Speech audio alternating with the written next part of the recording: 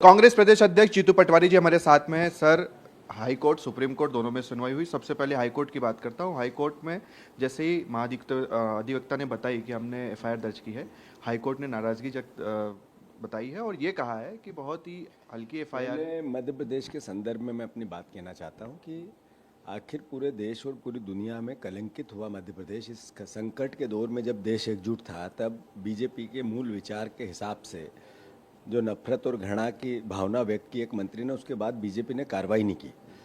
High court ने संज्ञान में लिया कि एफआईआर हो, तो एफआईआर ऐसी की जिसमें हाई कोर्ट ने फिर कहा कि क्या रफा दफा करने के लिए आप या एफआईआर किया आपने, और फिर सुप्रीम कोर्ट गए, उनने फटकार लगाई। उसके बाद भी बीजेपी नहीं जागी, मुख्यमंत्री नहीं जागे, प्रधानमंत्री नहीं जागे।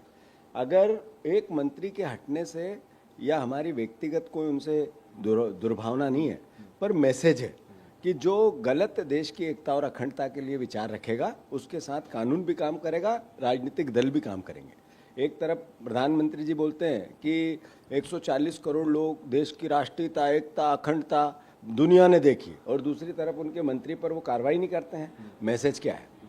मैसेज ये है कि इनकी करनी और कथनी में अंतर है। अब भी मैं आग्रह करता हूँ मुख्यमंत्री जी से, इसी वक्त बर्खास्त करो। मध्य प्रदेश का चेहरा कलंकित होने से बचाओ, आपका नैतिक दायित्व है।